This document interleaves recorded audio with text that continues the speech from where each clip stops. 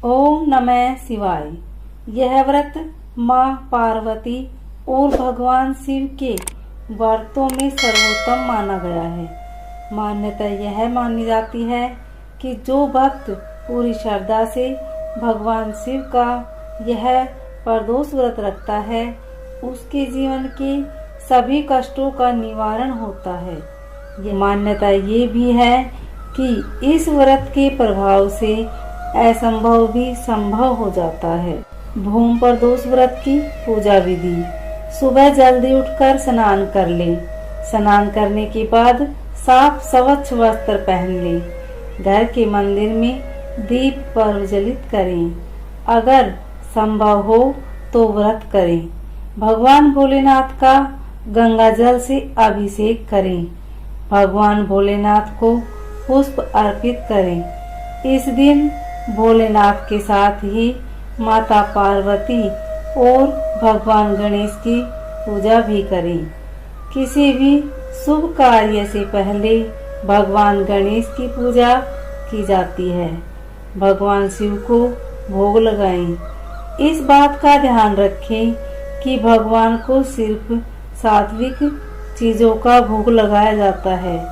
भगवान शिव की आरती करें और इस दिन भगवान का अधिक से अधिक ध्यान करें। तो चलिए सुनते हैं भूम प्रदोष व्रत कथा। एक नगर में एक वृद्धा रहती थी। उसका एक ही पुत्र था। वृद्धा की हनुमान जी पर गहरी आस्था थी।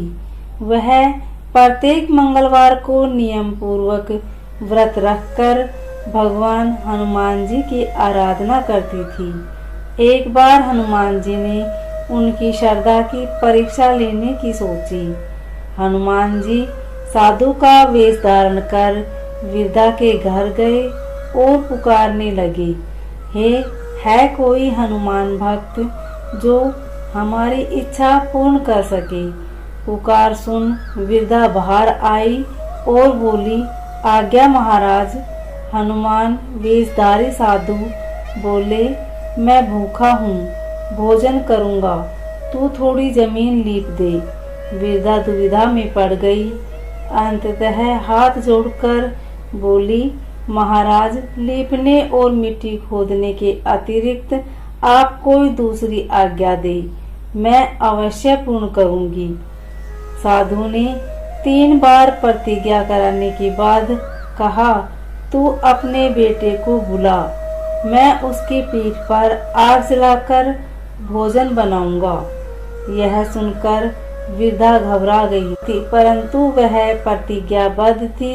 उसने अपने पुत्र को बुलाकर साधु के सुपुर्द कर दिया।